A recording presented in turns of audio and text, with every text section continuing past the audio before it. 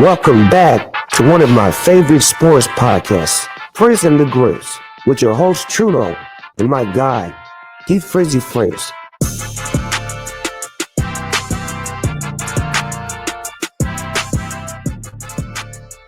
Hello and welcome back to Frizz and the Grizz. It's your boy Trudeau. Thank you for joining us live Monday, July 14th. Catch us live on Facebook, YouTube, or Twitch.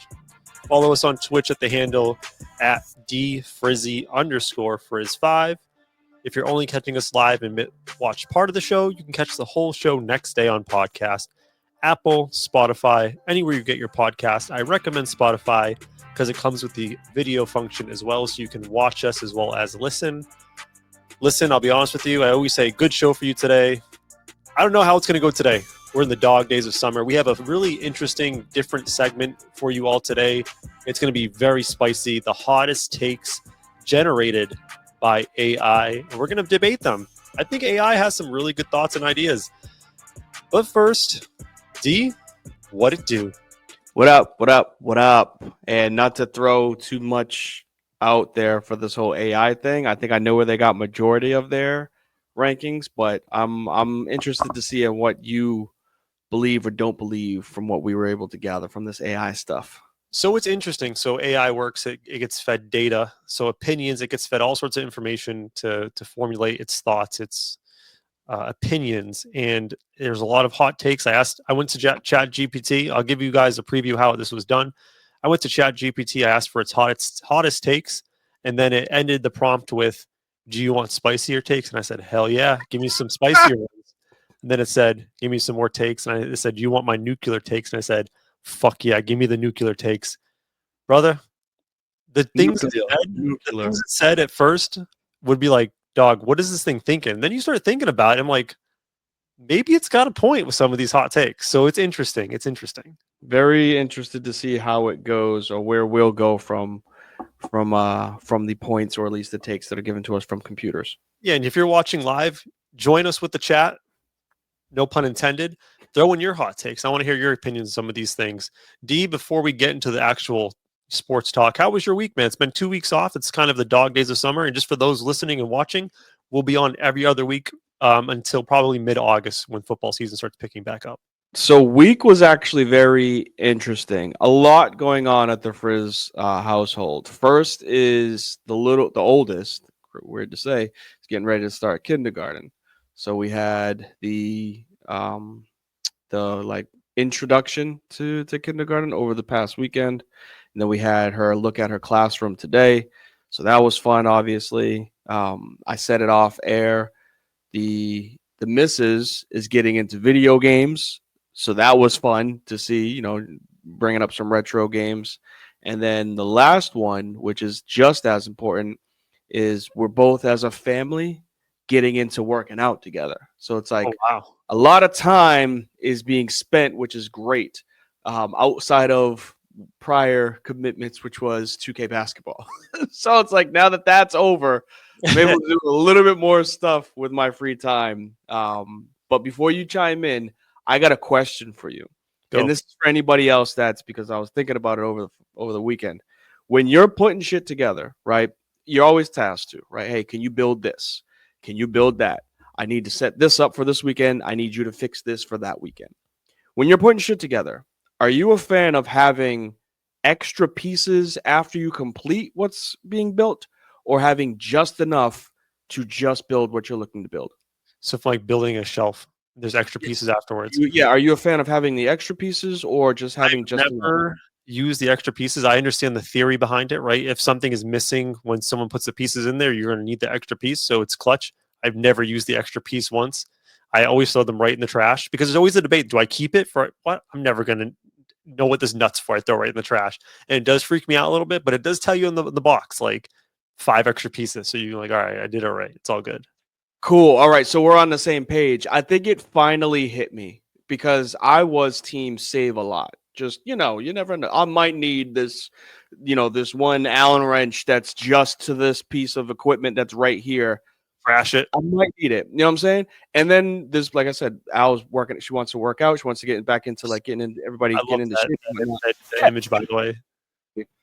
But like I had put together this weight rack, right? She bought a bunch of dumbbells, and I put together this weight rack, and it had just enough pieces where all I had to throw away was just the bags. And I was like, that's phenomenal.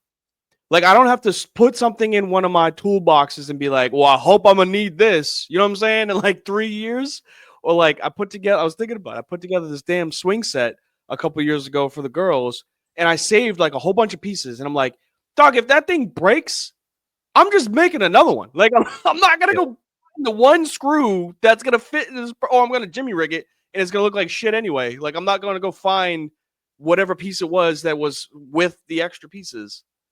Yeah, and I only do this because my wife would I tear hear me you an ass. right now, though. I'm gonna be quiet because my wife's in the house. I would throw away all the instructions if it wasn't for her. Like as soon as I'm done, I'm like, I'm never gonna look this again. Like fuck it. But the second that we need those instructions in the second time, and she's like, where are the instructions? And I'm like, Damn it! shit. So I don't throw them away. I like store them somewhere, throw them in a bin somewhere, just in case, cover my ass. I hate having in our everybody's got just the nonsense drawer in the kitchen, right? Like there's just extra shit just everywhere. And like I'm going to look for like a Sharpie in that. And then like I pull out, well, here's the instructions to the table that you put together 7 years ago. I'm like, the hell do I need these for? It was an Allen wrench and a bunch of screws. You know what I'm saying? Like, toss that. But you're right. As soon as you throw away one that's important, you get in trouble for not having it. So I got a funny story. My daughter was initiated into the proper ways of Boston this weekend, and it's not going to be what you think. So we went to her first Red Sox game, which was dope, and she did pretty good. Like she stood out the whole game. The kids ran the bases afterwards. That wasn't the proper initiation into Boston.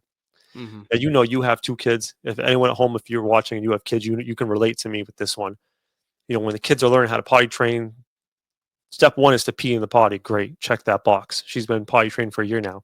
Step two, which is the more annoying part about potty training, is that kids don't really know, when I got to go potty. Yep. It's like some kids are like 5 minutes before, 10 minutes before. Some kids are 30 seconds. Right. My kid's a 30-second kid. Like, I got to go piss. Oh, I'm about to piss my pants. Like, that's when she has to go to the bathroom. We're coming home from the Sox game. We're on the green line. Dada, got to go potty. Like, girl, there are no bathrooms in the green line. So we're sitting there like, great, what are we gonna do? This kid's gonna piss her pants. My wife goes, give me that cup. My daughter took a piss on the green line. We made a human shield around her, squatted down on the green line, took a piss in a cup. I'm like, usually you don't piss on the green line until you hit college and you're blacked out, but shout out to you for crushing your Welcome goals. to Boston, baby girl. This isn't the first time someone pissed on the green line today. It won't be the last, so whatever. 100%. Well, that's a hell of an initiation. At least she knows that you'll have that moment forever etched in your mind of, yep, anytime we go to a Sox game, you can just throw a little jab. Hey, you actually took a piss right here. You're like, Dad, that's embarrassing. Right outside Government Center on the green line. Buddy, what a weekend. All right, let's get into the meat of the show, guys. I'm glad you're all here watching. We're going to go and get AI's hottest takes now.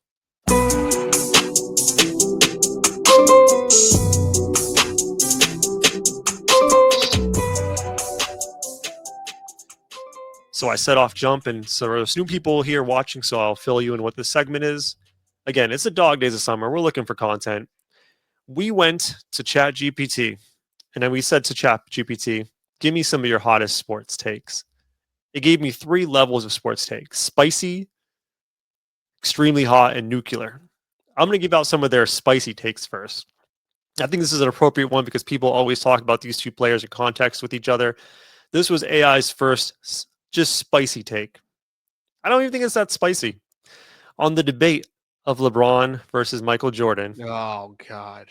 AI said this, and I didn't even prompted to talk about LeBron Jordan. AI said this. It's his hot take.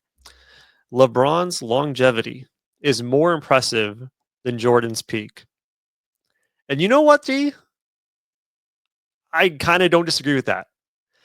So if you're comparing them in context, everyone's like LeBron, Jordan, this, that, rings, this, and that.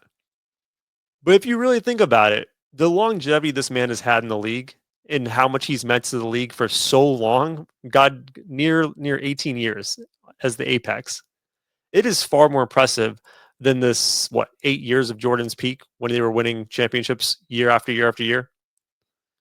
Do you agree with that hot take? What do you think about that one? I mean, that one is an actual like head scratcher. I'll give you that for a lot of the things that like we talk about sports wise. So it's like, oh, Jordan is better than LeBron. LeBron is better than Jordan. I like picking apart this specific type of their career, but I'm still gonna disagree. And reason being is we may never see that type of peak again. That was a peak. You know what I'm saying? So it's like I get like the 20 plus years of a career of a LeBron James has been insane.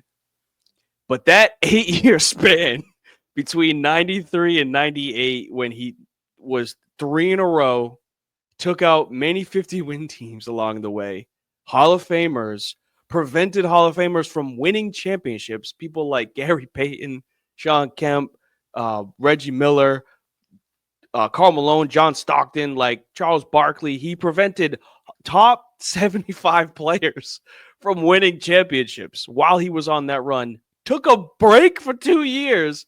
A break, quote unquote. Let's get you out of the league before something bad happens to you, Jay.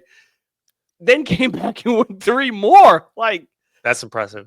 And it's not like he was just I love the distribution of the basketball that LeBron James has. His basketball mind, right? He can average 25 and 10 and 10 if he wanted to. Jordan was going out there dropping 50. Like, he was like, I'm going to be the one that's scoring in a league that's averaging 85 to 90 points. I'm scoring 65% of it. I don't think you're going to see that much of a dominant peak again, but this is one of the better arguments when it comes to the LeBron James versus Jordan thing. I like this one a lot more than who's better. LeBron's got longevity, Jordan's got rings. No. Which do you think is better?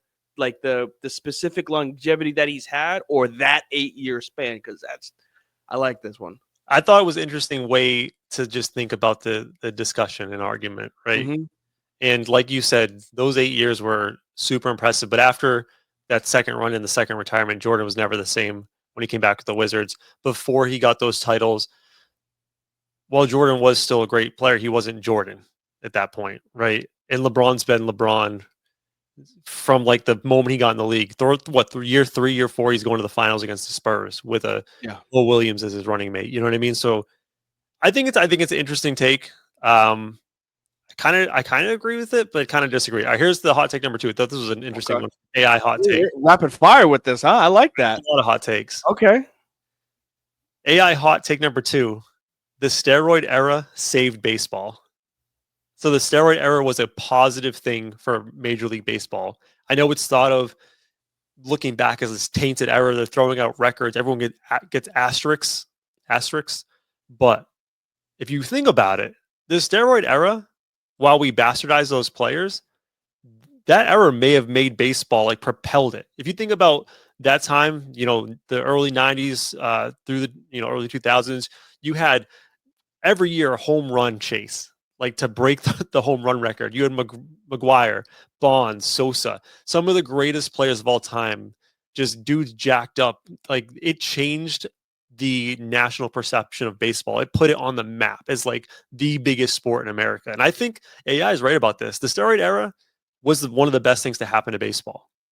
It 100% was, because there are names that you remember and that time of baseball that you can put yourself back into. Everybody was watching the McGuire versus Sosa race. Like, everybody was when they were playing wiffle ball, they were playing baseball, softball. Everybody was hitting a home run and doing the Sosa hop, right? Because it was like, oh my God, this is amazing to watch back and forth. And then you even had other names that like people knew about, but like, wow, this came out of nowhere. Like a Jim Tomei, who was hitting 50, 60 home runs. You know what I'm saying? Like things like that stick with you, let alone the best to ever do it, the best contact baseball player in the history of the game, who, whether you want to call it juiced or not, did something, and he broke the record for home runs in a season. Like Barry Bonds, that was one of the most exciting years in the history of baseball, not only breaking the record, but then coming within games of winning the World Series just off of his offense.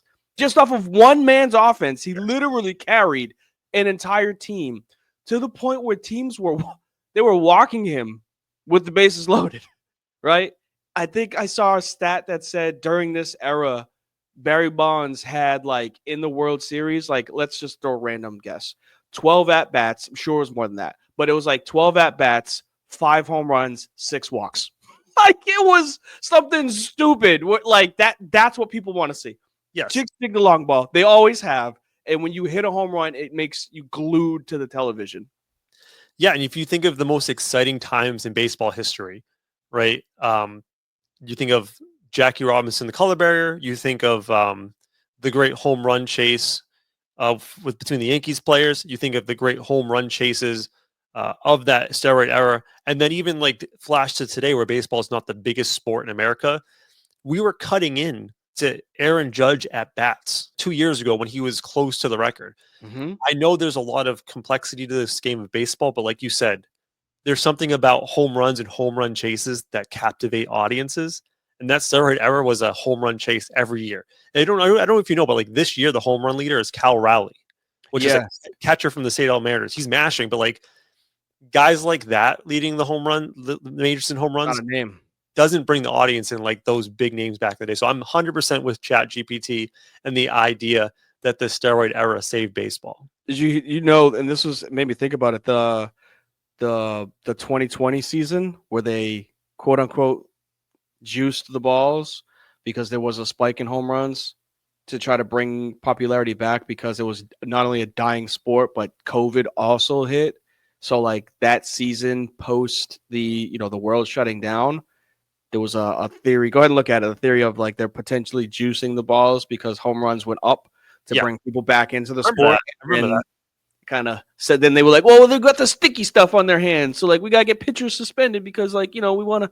They got to be able to throw pitches. That's the reason why there's home runs up because they got all the sticky shit. It's like, nah, y'all, you guys did something to get the ball to fly 500 feet again to have people fill those fucking seats because that's what people want to see, not a 3-0 strikeout fest. And I think there's a problem today with baseball too, where they are still hitting long shots because the analytics have said basically or walk. Yeah. And back in the day when we had those home run chases, we still had on base guys. So like not only were you getting the long balls, but you were getting guys hitting home runs for 2-3 RBIs, which made it vastly more exciting. Oh yeah, people were on pace to break RBI records. It wasn't even just home runs; it was on base percentage, slugging percentage, and RBI. Like a whole bunch of stats that they weren't just solo home runs. Well, this is the last lower spicy take from ChatGPT. Those are 2 good ones. I'll give you that. Spicier ones. Sticking with the baseball theme, and by the way, D has no idea what these takes are. I have them all. It's a surprise, D. Hot take number 3 from ChatGPT. Shohei Ohtani is the most uniquely talented athlete in any major American sport in the last 50 years. Wow. Now, I think the wording is very specific by ChatGPT, saying uniquely talented, because there have been players that have been excellent at what they do. Like, all right, let's say Usain Bolt, U.S. Olympics. Like, he is one of the greatest Olympic athletes we've ever seen. However, he does one very specific thing. I would disagree with this hot take from one perspective. If you want to go uniquely talented, could I give you a nomination of a guy like, speaking of Olympics, Michael Phelps, who is one of the greatest Olympians of all time? I know he just does swimming, but it's different types of strokes. Now, the Shohei argument is very interesting because not only is he the best batter in baseball, he was one of the best pitchers before he blew out his elbow. So, like, I think it's an interesting take. I don't know if there's any nominees that you would kind of battle with on that. This one I would say is more recency bias, where I would say I don't agree with this one because athlete, I think of the superlatives, from high school, right? Best athlete. A lot of people just give it to whoever was the best at that sport, when athlete is supposed to be best at multiple sports, right? So I think of, I don't know, Bo Jackson, who dominated in the NFL for a couple of years to blew his knees out and then dominated in baseball. He walked so somebody like a Deion Sanders could run. Again, multi-sport athlete, football and baseball. Wilt Chamberlain. I mean, that's why there's a qualifier of 50 years on that. So like, I think both within the last 50. I'm not 50 years old, and I was a little. So the last 50 years would be like mid 1970s. Yeah. When did Will play? Oh, you're talking about for Will. I thought you were talking about for Bo and for. Oh, Yeah, I get threw what you're saying for Will. No, I mean I wouldn't even throw Wilt Chamberlain in there because him, Bill Russell, they were 7 foot tall. Like, honestly, playing against guys that were like 6'6", so they had a huge advantage because of that. Unique wise, if we're going to use that word, I'm looking at a Shohei Ohtani and I'm like, yes, he's recently one of the crazier athletes that we've seen to be able to dominate at such a high level for both baseball. There she is. All right, you got to go.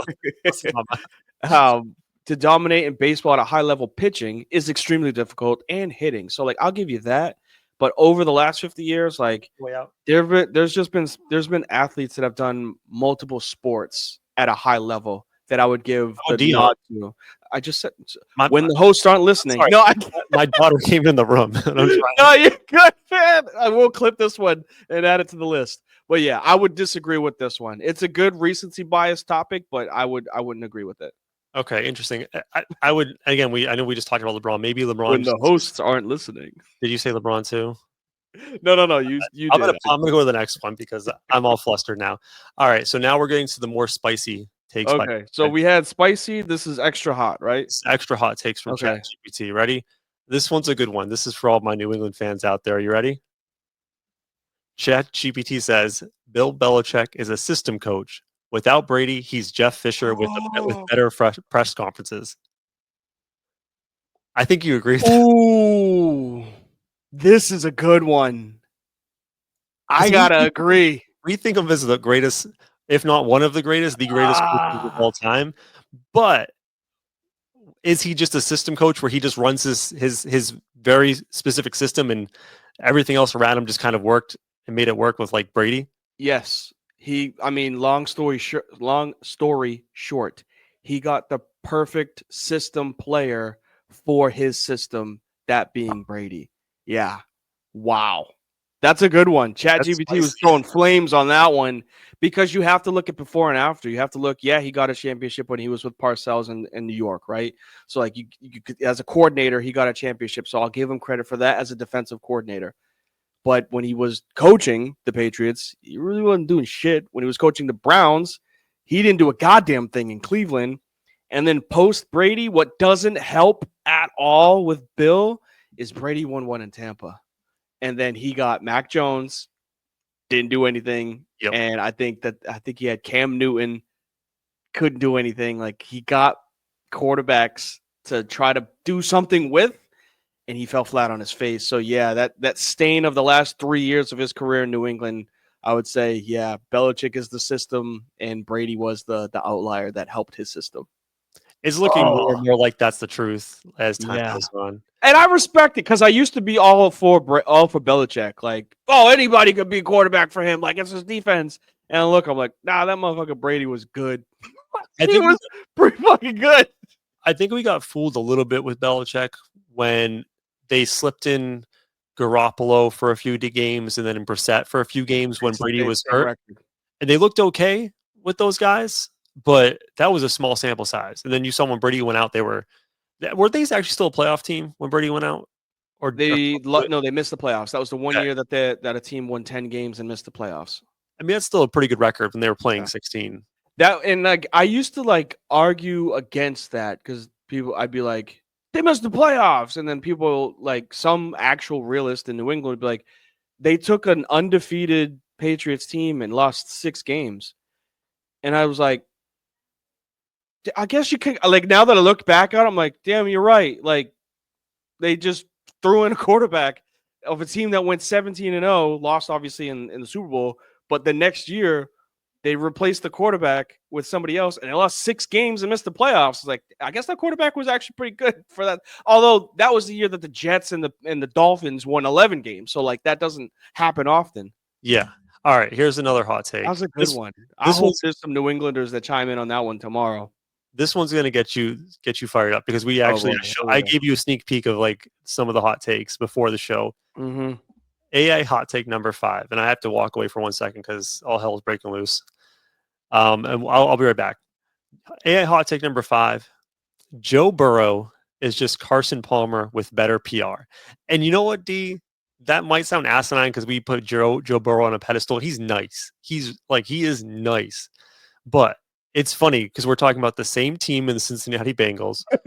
We're talking about two teams that don't have a ton, like during their times, didn't have a ton of playoff success. Like, I granted, Burrow went to the Super Bowl, so he has that under his belt. They didn't win it, went to the Super Bowl. Outside of that, though, very disappointing, like playoff career, very, very disappointing tenure for Joe Burrow as the Bengals. And then hear me out, there's another similarity. Joe Burrow has T. Higgins. Joe Burrow has Jamar Chase. Carson Palmer also had two very good wide receivers, and Yeah, Chad TJ and Chad. and TJ Houshmandzadeh. Like, there's some striking similarities between these two quarterbacks. So if you're gonna compare just similarities based off of scenario, sure, I'll give you that, because Carson had, like you said, the two wideouts. Joe's got the two wideouts. The Bengals didn't really have a defense back in the 90s and early 2000s, or it was the early 2000s and late 2000s. Bengals didn't have a defense. So I'll give you, like, when it comes to looking on paper, that, but the quarterback itself, absolutely not. Just what Joe's been able to accomplish is more than what Carson was able to. We can just date it all the way back to college, like a national championship and a Heisman. I know that, what's his name? Palmer was really good at USC. He might have won a Heisman, but he didn't win a national championship. Fast forward to the NFL, Burrows brought the Bengals to the Super Bowl. Carson Palmer never got close. So, like, I don't want to compare careers that way. There's some injuries that have hurt. I think Carson got the knee obviously early in his career, and then he was, good the rest of his career. Joe's had a couple of random ones. He's got the knee, then he had the wrist, obviously. Last year, they had the number 32nd. So I was trying to in reverse. The worst defense historically in the history of the NFL through like 10 games, right? Where his quarterbacking, if that were placed on 31 other teams, I think they said that they would have been like a 10-1 team. Like, if they didn't have the Bengals defense with what he did throughout the first 12 games of the season, he would have been a 10-2, 11-1 team. I think also one of the sneaky things about this argument that is hard to capture, because again, GPT and AI is run off of data and numbers. Joe Burrow, by the numbers and the metrics, doesn't come off as a superstar quarterback, but where he does excel is he's one of the game's best processors of information. Yeah, his 100% is off the charts. So, like, on paper, you can try to compare Joe Burrow to Carson Palmer, who in his own right was a very top quarterback of his time. He was not quite the elite level. He was always a top 10 quarterback. Yeah. His entire career, he was always in the top 10 for quarterbacks playing. He wasn't elite. But again, where Joe Burrow excels is that mental game. And for him, that absolutely puts him over the edge. And it's still early in Burrow's career, and I think we both agree there are extenuating circumstances that has kind of held him back from reaching that mountaintop. I'm not going to say this is a hot take, and this isn't even saying that he is this type of quarterback, but I'm going to say Joe Burrow is closer to how Peyton Manning's career has played out than how Carson Palmer's has. Because Peyton Manning did a whole bunch of offensively oriented. You want to talk about the two wideouts? He had Reggie and he had Marvin, right? He had a Dwight or Dallas Clark. I think it was Dwight. Was it Dwight or Dallas? Dallas Clark. Dallas Clark, and decent running game. Like, I know he just lost Joe, but like, he had similar pieces. What I mean by that is offensively gifted, and then defensively, like, just struggled, where he could put up 40 in a game and then his defense give up 42. So, like, that's what I would say. That's more of the path that he's at, where when he gets one, he's going to launch himself into the upper echelons of greatest because of everything else he's done prior, just like it happened with Manning. It took Manning winning a championship for us to be like, all right, he's one of the greatest of all time. Yeah, I think Burrow is overhyped, but I think it's somewhat validated. Like, he's worth that hype. He's that good. Here's the one, D, that I'm going to drop a bomb on you. Hot take. Ooh, I thought that one was spicy, but here we go. AI hot take number 6, D, from ChatGPT. Again, I didn't prompt it to give me specific players or specific teams. It just gave me its spiciest takes in the sports universe. ChatGPT says, Kobe Bryant is one of the most mythologized and least efficient superstars in history. You know what, D? I know you love Kobe. He's your guy. I'm kind of with ChatGPT, man. Like, this is going to be blasphemous. Kobe's a glorified chucker. Mm-hmm.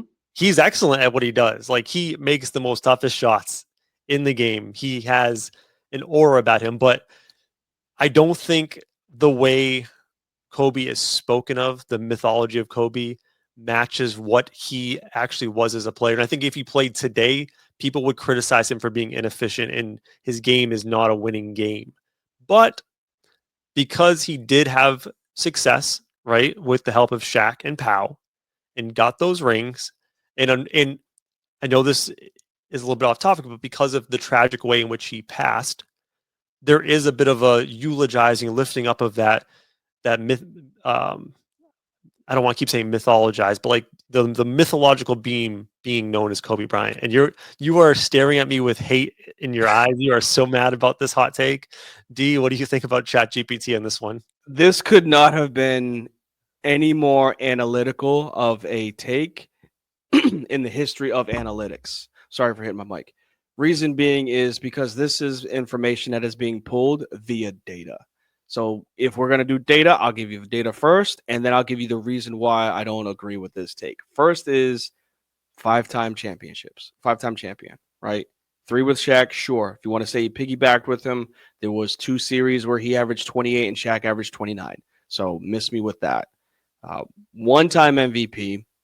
We all know that the 2012 season was stolen by Steve Nash. It was 100%. I don't care what anybody says. We've seen 5 seeds and 6 seeds players win MVPs. Steve Nash passed the ball for 11 assists per game and averaged 15 points and won MVP. Miss me with that. 3-time scoring champion, 18-time All-Star, 15-time All-Defense, like All-NBA and 12-time All-Defense. So he's a two-way. That's just statistics. And what I wholeheartedly disagree with on the mythology is people that played against him, or played alongside him. They will tell you the same story whether he was alive or whether he has passed. That's why I believe more in what the NBA players have said about his career versus what statistics and talk shows and we people say he's a chucker, say that he's an inefficient scorer.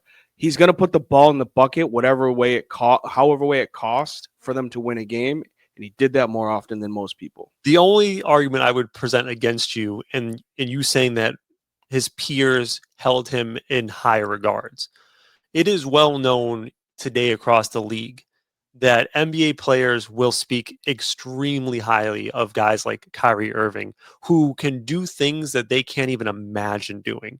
So sometimes you have the athletes in awe of some of the skill sets of other players, even when those skill sets don't directly translate to winning. So while Kobe had a game that a lot of players respected and thought was outstanding, that game doesn't always translate to winning. Now, in Kobe's case, it did. But again, he put up statistics, right? You said he had at least scoring titles. I would love to go back, and I don't have the numbers in front of me, to see, all right, well, what was the volume? Was it a product of taking the shots or taking the best shots? Because I would guess that his volume was cranked up to a 10 compared to the rest of the league at the time. It 100% was inefficient. I'm agreeing with you on that. He for the majority of his career, he was considered a ball hog because he had to shoot the ball. And you want to know why? Because of that right there. I muted myself instead of getting rid of the message. That was too much thinking right there. There are people that have gone on record saying, Kobe, why do you shoot as many shots that you do, knowing that you may miss? And his answer is because those motherfuckers don't deserve the ball.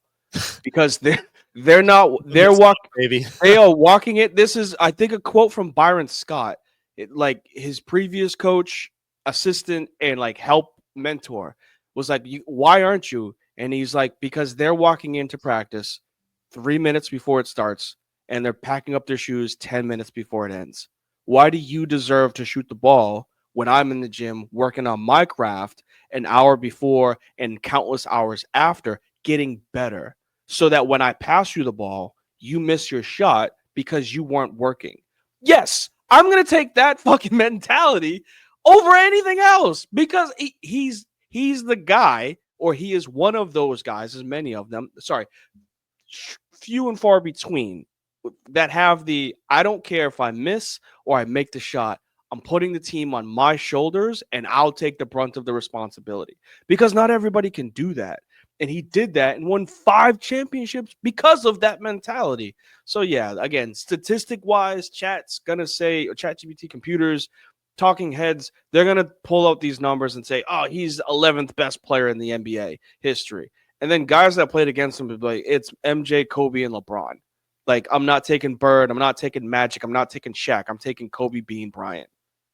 All right.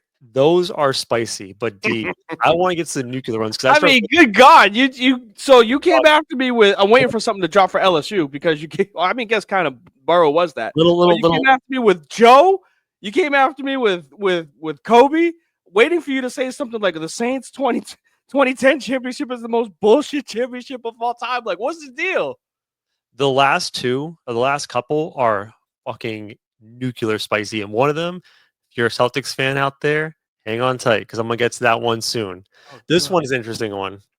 Let me find the write up for it. AI hot take number 7. This is the nuclear division. Are you ready? Yeah.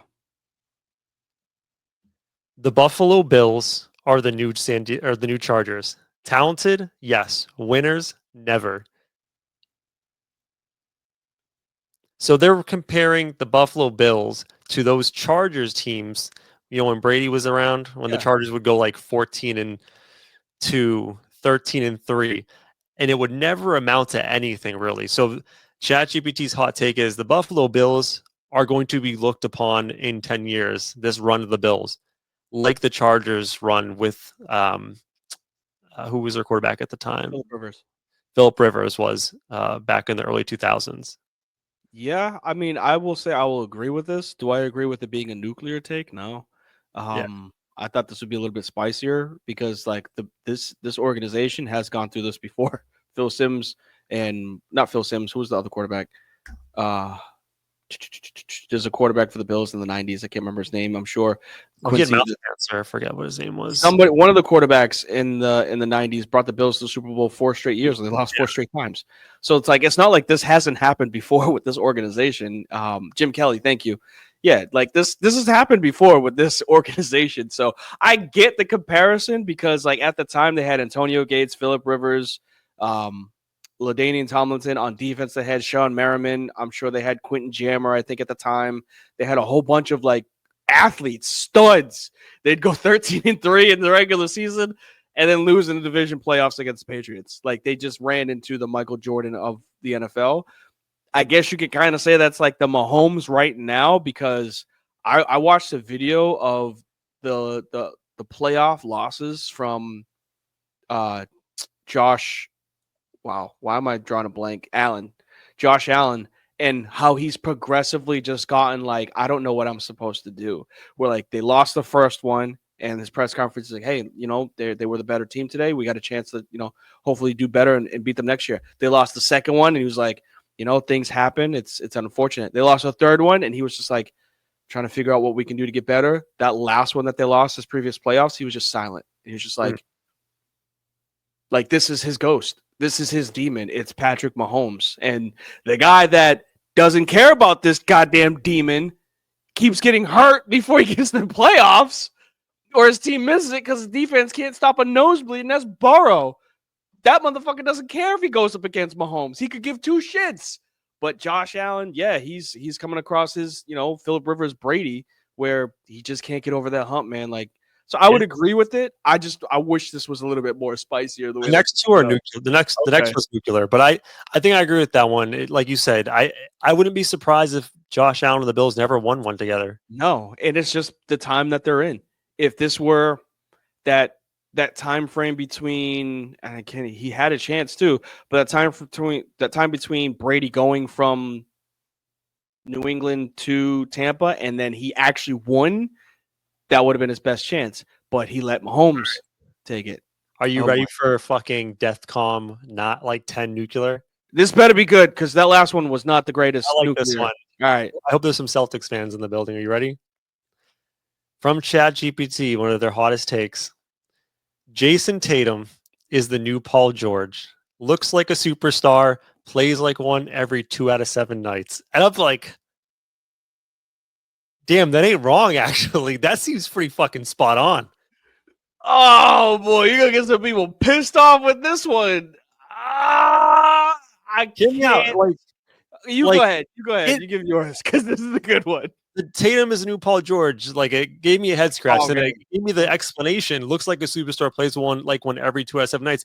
When we think about the playoffs and the Celtics runs, even when they went to the finals and won, like, you'd have a Tatum 40-point game against the 76ers in game 7, but then you'd have 3 ducks in the next round. And thankfully for Tatum, his team is so goddamn good around him. And he has, I don't know, Jaylen Brown, who won MVP of the finals and Eastern Conference finals last year. Like, he has that running mate who can put on the Superman cape and be the Batman. So, like, we think of Jason Tatum, and he's in the conversation every year, MVP voting. He makes it into the top 6, top 5. Like, that is supposed to be a guy who carries your team.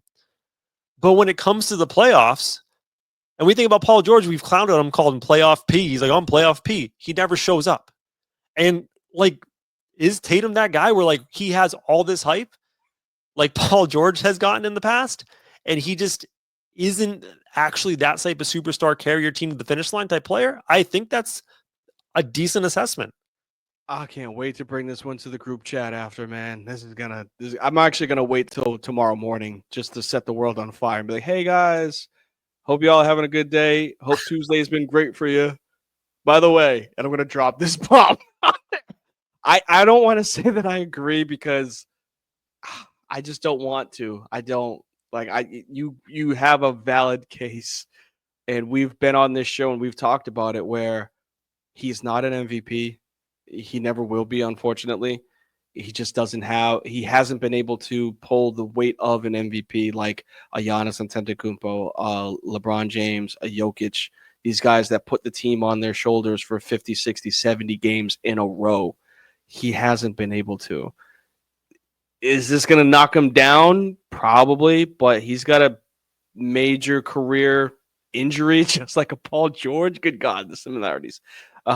He's got a career-altering injury, so it really depends on how he bounces back. But right now, he's got the championship. I can't say 1-for-1 he's a Paul George, but the style of play, yeah, it's pretty damn close. Of go off for 3 or 4 straight games and then take the back seat for 3 or 4 straight games. So that is, I can't wait to talk about that one tomorrow. That's going to be a good one. All right, I got 2 more, and we'll wrap up. Hot take number 9. This is part of the nuclear bracket for ChatGPT. I don't know if it's as hot. I think the Jason Tatum was the hottest one we have. This one's an interesting one, though. You ready? ChatGPT says the Warriors dynasty died the second Draymond went podcaster over protector. And I think there's some validity to this. And the fact that I know Draymond's a very lightning rod type player. I've heard people say that he's just bad and has carried this, been a bandwagon. What does Shaq say, what do they say on the countdown show? Driving the bus. He's just on the bus, Draymond, right? He's not a bus driver, so he's just been hitching his ride with the Warriors. But for me, what made the Warriors work was what Draymond brought to the court with his connectivity, his defense, his passing.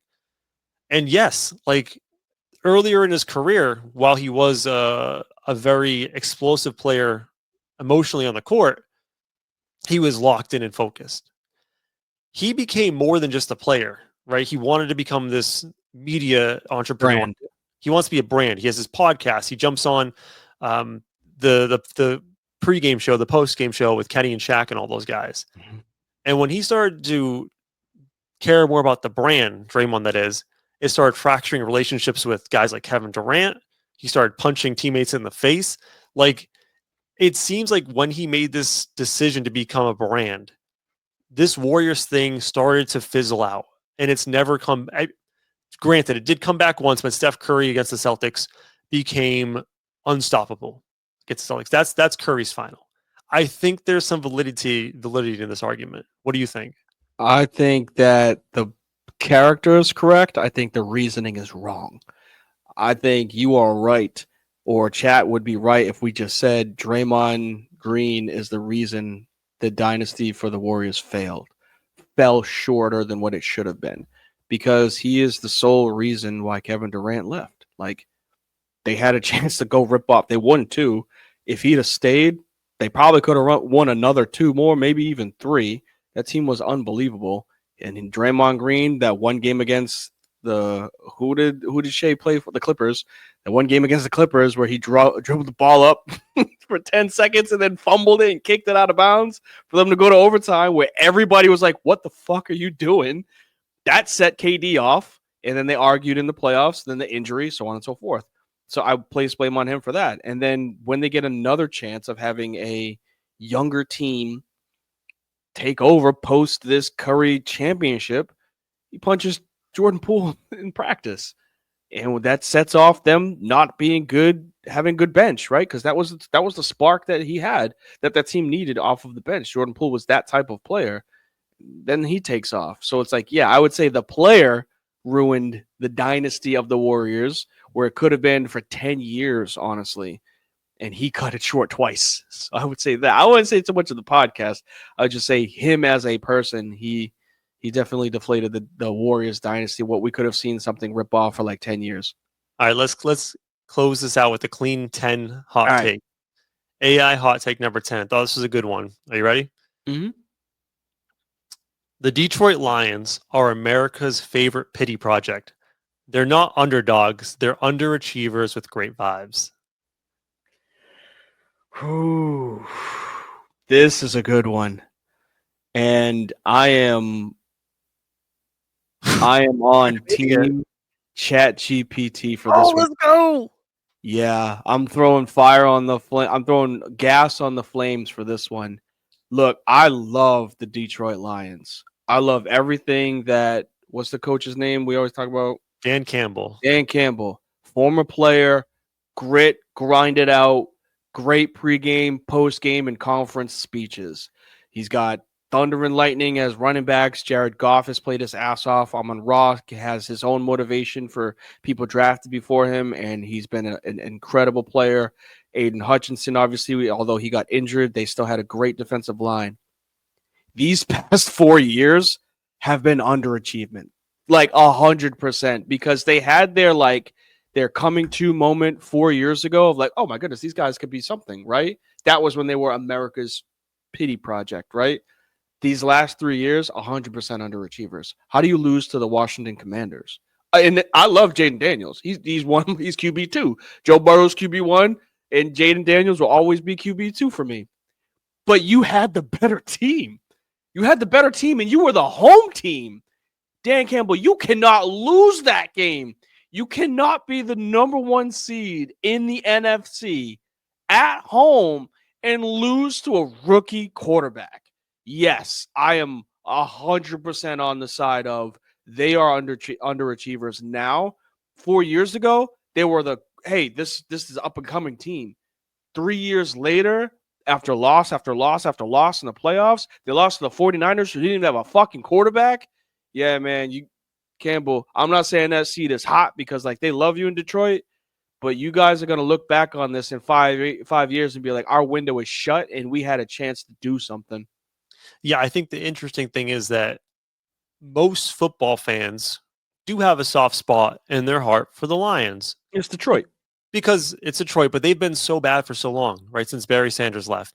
They have been rudderless. They were bad when he was there. They were bad when he was there. They hadn't made the playoffs in 20, 30 years, right? So there was this sort of underdog story for them to make the playoffs and bust out of that hellhole. But I think people do still look at them as this lovable underdog. And like ChatGPT tried to point out, this is a fucking stacked roster. They have the best 100%. offensive line in football. Oh, second. Who are you going to put ahead of them? The Eagles. Okay, fair enough. Second best line. 1 and 2. We can say 1A, 1B. They have weapons. Amon-Ra St. Brown, Sam Laporta. They have a quarterback who they went out and got. It has been you're a big defender of Jared Goff. This is a team that is no longer an underdog. No, you're not an underdog at 15 and 2. People still look at them as the lovable Detroit Lions. And they are and should be viewed as one of these high echelon contenders, and we should hold them in the same regards as if they were the Eagles or the Chiefs or the Ravens. And when the Ravens lose, fucking hell breaks loose on earth. And we talk so much shit about how they're underachievers. But the Detroit Lions, with this type of roster, skirts by because guess what? They're the lovable Detroit Lions. And people's brains have not wrapped their head around. They're not underdogs anymore. They should be competing for championships, and it's not okay to lose. They should be winning championships. Mm. Not even just competing. Like, they should be winning. They should be at least representing the NFC out of the NFC championship game. Not just making it too. Like, they should be losing in the Super Bowl to somebody on the other side. But the thing is, when they do lose, what do people say? Well, they had a good season. Like, it's good to see them back, right? And it's, while this isn't a hot take, it does make you look at it and be like, huh, have we all been really thinking about the Lions as lovable underdogs? And I think the answer is yes. Yeah. It's an 100%. interesting one. That is a good one. And I'm glad that I got that one was the last one because like I it was a little hot with some of the ones that we were all here talking about. Like, yeah, man, personal attacks, ChatGPT, what's the deal, bro? Like, No, you coming after me. Yeah. And Joe Burrow, like, what's the deal? Talk about my guys. ChatGPT, I'm not gonna put any more out there, but they hate the Cowboys. So As they some of the quotes that they try to throw out about the Cowboys, the Cowboys fans are flat earthers. They still think it's 1995. It's not. You're not one piece away. You're 30 years deep in denial. Was literally the quote it gave me. And I thought that's not a hot take. I agree. That's hilarious. That is scorched earth, like just shitting on the Cowboys, and I love that. Damian Lillard is a glorified 2K player. Yep. I'm like, yeah, I don't disagree with that one, actually. How is this the hottest take? This is like one of the hottest baseball takes. It's just like, yes, of course. Mike Trout is the best baseball player nobody cares about. He's baseball's Tim Duncan, but with zero playoff relevance. Yeah. I wouldn't even say he's baseball's Tim Duncan, but yeah. Tim Duncan was like people knew how good Tim Duncan was, but we kind of know how good Mike Trout is. But like he plays in LA, I think he's still in LA, right? Angels, yeah. Yeah, so like he's in LA. He's in one of the big, like across the street is the biggest like organization in the history of sports, being the Dodgers, and he still can't catch a bone. Like these funny. This was called Bonus Napalm Fan Base Edition, just to clown on fan bases. Yeah. Lakers fans are the Real Madrid fans Lakers fans are the Real Madrid of the NBA. Only show up when you're winning, and you think every star wants to play for you because vibes. Eagles fans think they're underdogs with the Super Bowl roster. You're not gritty, you're favored. Now act like it. I like that one. That's a good one. Knicks fans will scream, "This is our year," if their team signs a G League MVP. You don't want a title. You want Twitter clout and trauma bonding. Every year the Knicks say that's a New York thing. This is our year. And what are we looking at? The last New York championship was the Giants, right?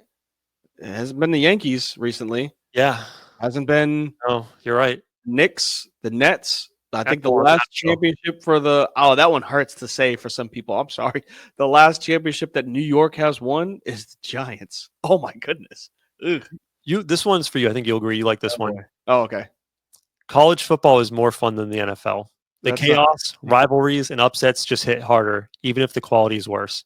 Pageantry and tradition.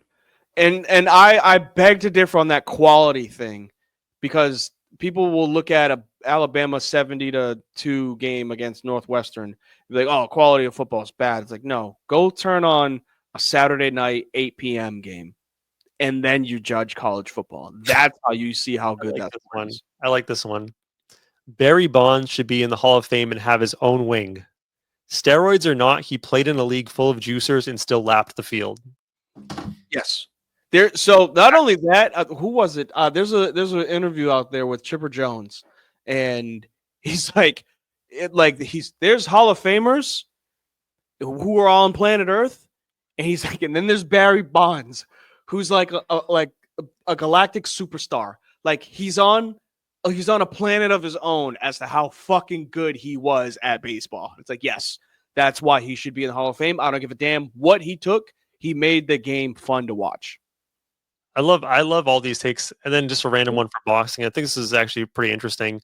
from the world of boxing. If I can find it one really quick. Floyd Mayweather is overrated. Yeah. Boxing is dead because nobody fights who they're supposed to. Also, very, very true.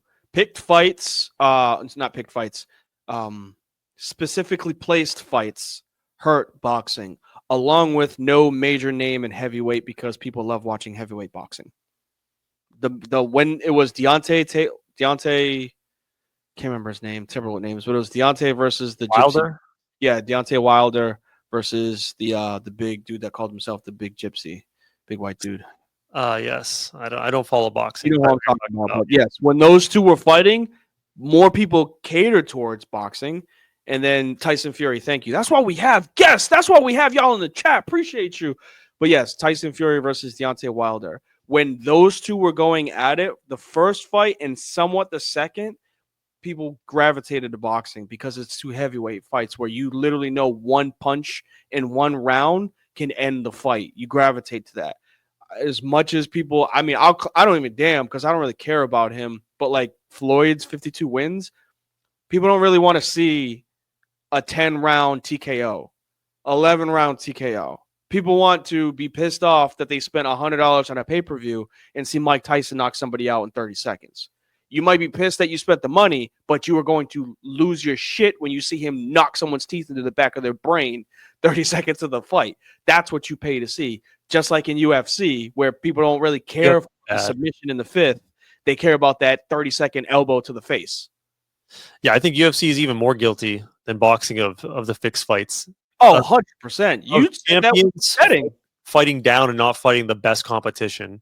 And that would be great for the sport of MMA and boxing. The best against the best. Mid 2000s to between like 2005 and 2015, there was an era of like middleweights were fighting. Anderson Silva was taking on Chuck Liddell. Rampage Jackson was taking on Ken Shamrock. Like middleweights were fighting middleweights. Heavy the Quentin Rampage, sorry, I said Rashad Evans was facing what's his name? Forrest Griffin. Like they were fight. It's weird that I can remember. He got this. He played a lot of holy crap. I played a ton of UFC Undisputed, but like those names were fighting. They were on the cards.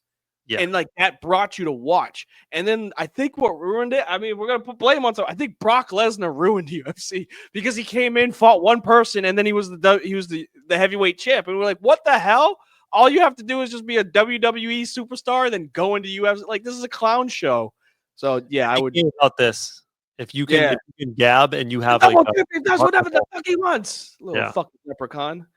And I think it's a blame. Like, yeah, they want marketing in these combat sports. And also, if anything, the movie Rocky 3 taught me, when you become a champion, you want to retain that belt because there's a lot of money that comes along with it. Rocky ducked Clubber Lang forever. He was number one, title shot. When he fought Clubber Lang, who won? Clubber Lang. Whooped his ass. Oh, well, look, hey, this is also part of the Shohei unique athlete. Is insane. Like I said, I know it was a joke for him to go from WWE to UFC, but like he did win a fight. He won a couple fights, which is not easy to do. And he's an incredible WWE wrestler. He's an Olympic gold medalist at wrestling. Like that is an athletic. He's got a daughter that's in. Have you watched his daughter? His daughter looks like him. Carbon copy. But he's an NFL player too. He played for the Vikings. Like Brock Lesnar is, he might be up there as an unbelievable athlete. But like, dog, his daughter shot put. She's fucking nasty. Yeah. Like I get some of the like up. It's called Up Next. I think it is. It's like ESPN, but it's like college athletes. Like they're about to hit their prime with whatever sport that they're doing. And she showed up a couple of times in her shot put. I'm like, good God, like. She's nasty, like gold medalist on the helm, and I think she goes to Baylor, something like that. Yeah, dude, she's incredible. I've seen the clips of her, and she is built like her dad, like an 100%. Absolute tank. There's no, that's his child.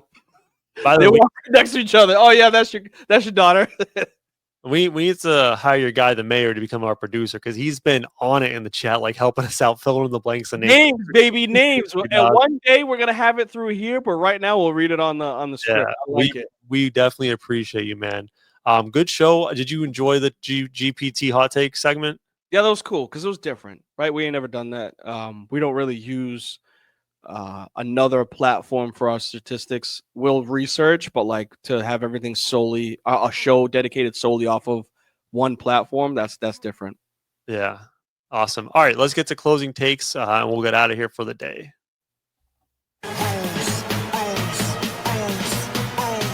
The show is coming to an end. But first, it's time to get to anything we've missed. It's closing time. 1 segment, 2 takes. Now go. All right, y'all, we're getting out of here. So we have one last take each before we head off for the day. We can go anywhere. You can go sports, pop culture, just whatever you want to say. I'll kick us off. I don't need to go big screen for this one, but since we didn't talk any basketball, we did talk basketball, nothing relevant to what's going on right now. I did want to bring up NBA Summer League and just give a shout to, we might be talking about different players, D, so you don't know. I clown them personally, and I still don't know. Because, like, this is the thing about Summer League, D. If you're coming into the league, if you're a rookie, and you're bad at Summer League, red flags. If you're balling in Summer League, you feel okay, but like it's not like, oh, he's gonna come into the league and just be nasty. Like, it doesn't mean a whole lot if you're good in the Summer League. It's more of like if you're bad, it's a but I do want to shout out the Portland Trailblazers rookie Young Han-sun, because That's Mini Yao, right? Was that Is that what they've been calling Mini Yao? Chinese Jokic? Yeah. Okay, same guy. Yep. Yeah, I mean, the first couple of games in Summer League have been incredible. It's hilarious, guys. 7'2", dropping dimes like Jokic. He can do a little bit of everything. He's not much of a perimeter shooter, but he has a really fun and entertaining post. I don't. We want to say like a post point game, very similar to Jokic, and it's funny. You can see him yelling at his teammates to cut and do stuff, but doesn't speak English. So he's just like using his hand to like yelling at teammates to cut, and he's just diming them up. It's a fun story. So if you have a chance to watch the Portland Trailblazers play next year, check out Young Han-sun. It could be a really fun watch. And another thing I really like about this guy is, again, this guy's into 3 things in life, because they asked him after one of his games what he was going to do after the win, and he stayed true to what his important things in life are: eat, sleep, PS5. That's my dog. I love this guy, Young Han-sun. Good for him. Yeah, I've seen clips on Instagram of at least from the channels that I've been following. They call him Mini Yao. His game back to the basket wise, they were like, it's reminiscent of a young Yao Ming when he came into the league, because Yao could pass. Yao was a good distributor. He couldn't really shoot, but like he was good at the backdoor cuts and whatnot. But Han-sun, like, he doesn't make passes like Yao. He is like doing the Jokic thing with the ball in the air, like the very, very strange water polo Jokic thing. And he said? We're at the time, D, where NBA prospects are now mimicking and idolize some of the newer guys. His NBA idol has always been Nikola Jokic, so he has modeled his game after Jokic. So it's funny to see the players that Jokic, that Giannis have influenced in the game now. That was who did I say that kid? VJ Edgecombe. Hey, he's nice. He looks real nice. He looks good. He looks good. Him say people, them experts saying that he looks like Ant. I watched one of those games. I was like, yeah, he might be my favorite rookie. I tell you that. I'm actually gonna stay in the summer league, but like in a sad summer league story, because that's not sad. It's not sad. It's sad for me. It's sad for me, but it's not really sad, because what could have been. I love the fact that we got a championship. I love the fact every time we get to summer league, I think about this team. I love that we got LeBron James, and then the guys that performed led to getting Anthony Davis, which got us a championship in 2020. But the Lakers summer league team, like 7 years ago, just the names is like, if this team stuck together, they could be like OKC, because essentially they were. Okay. They had Lonzo Ball, healthy if he were, but coming out of college.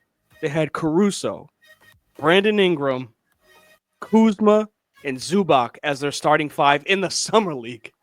Then off the bench, they had Jordan Clarkson, Thomas Bryant. Like, they had depth and they had skill Pump the brakes. as rookies.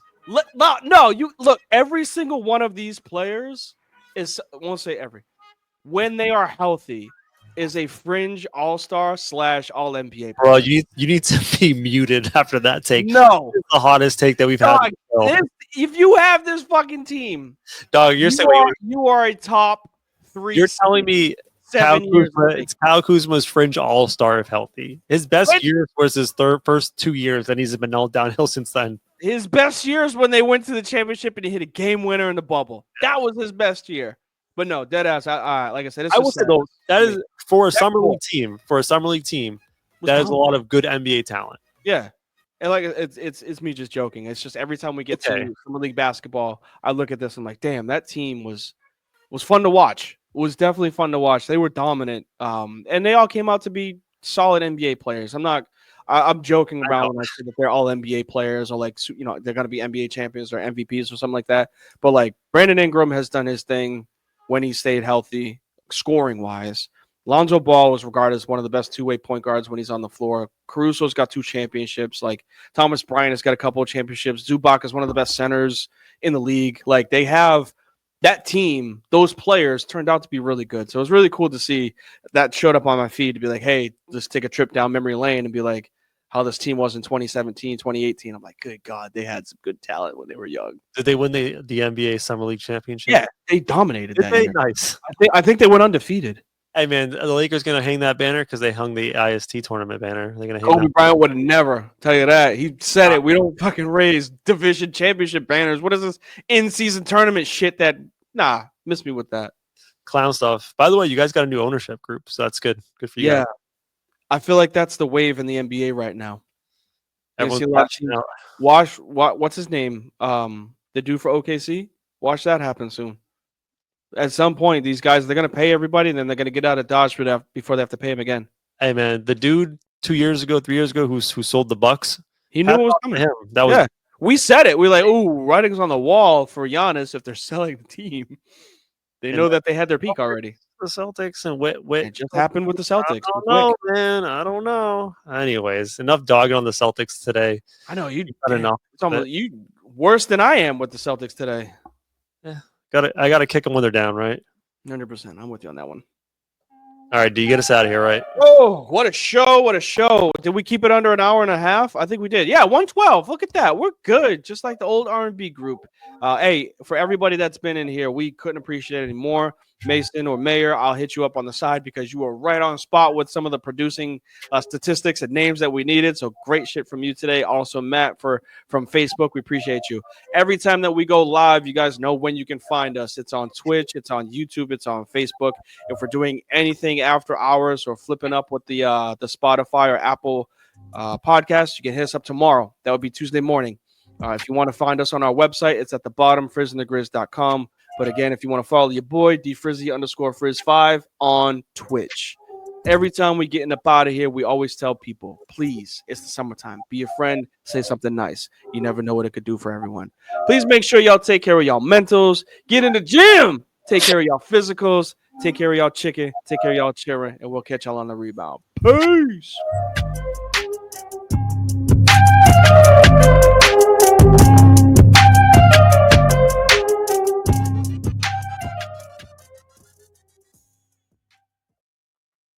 I'm supposed to be the franchise player, and we're in here talking about practice. Well, coach, I mean, listen, we're talking about practice, not a game. We talking about practice, not a game, not the game that I go out there and die for.